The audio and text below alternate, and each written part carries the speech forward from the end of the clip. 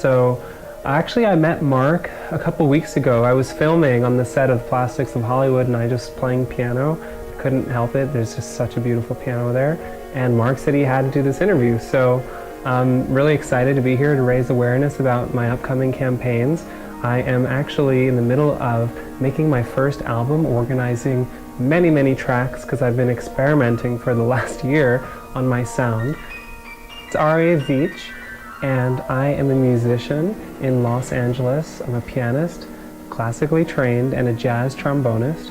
And recently I've been putting together a first album, working together both the classical piano and jazz trombone with electronic music and some DJ skills. And super excited to be here to tell you a little bit about my story.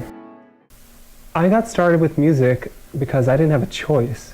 My mother, who was a concert pianist, she forced my siblings and I to play, and she had perfect pitch, so she'd be yelling from whatever room she was in, you know, like get this note right, D flat or whatever.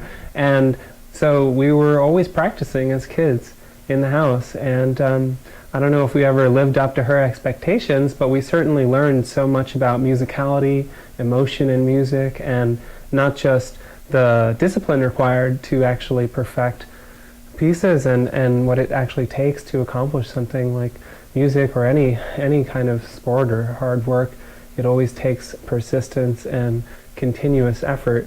And I suppose when I was younger, I also was experimenting with some technology, some programming for some robotics applications, and now I just have fused all of this together, my technical side and my artistic side, and I'm producing electronic music and making recordings of my piano and then synthesizing that and altering it in new ways that I hope can bring to a novel genre. I actually have mixed my own piano recordings with electronic music and synthesized that, and I can show you what that track is, and that's one of my most popular tracks on SoundCloud right now, which was actually modified Rachmaninoff.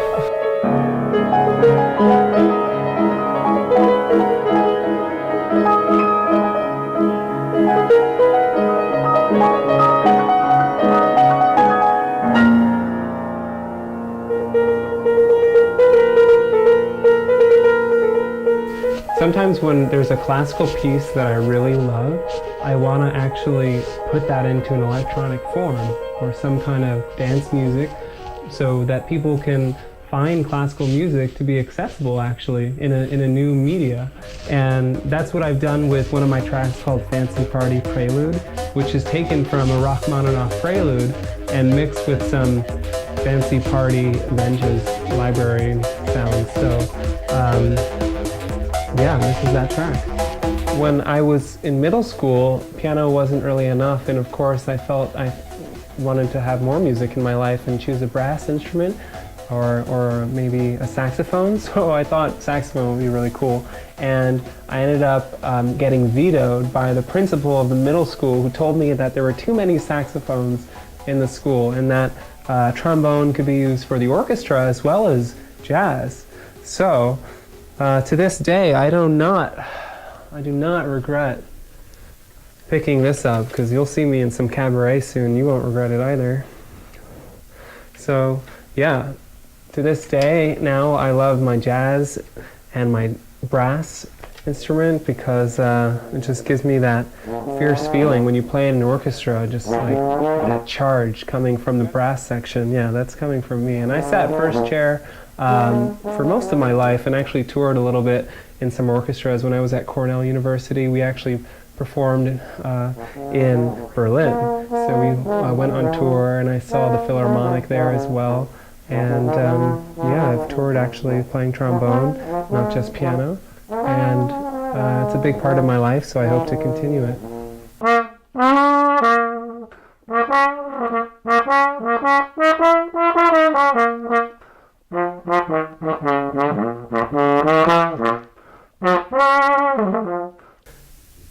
One of my favorite composers is actually Wagner, who was popular in Germany and globally during the Romantic period.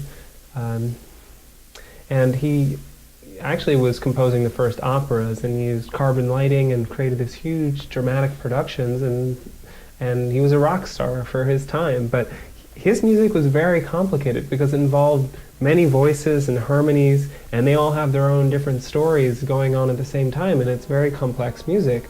Nowadays we have really simple commercial music that's built for advertisements essentially, and the music is usually a very simple chord structure. So when I'm composing classical type music, or when I'm composing music in general, I'm actually always inspired by the ideas of Rachmaninoff and Wagner and Ravel, who use all these harmonies.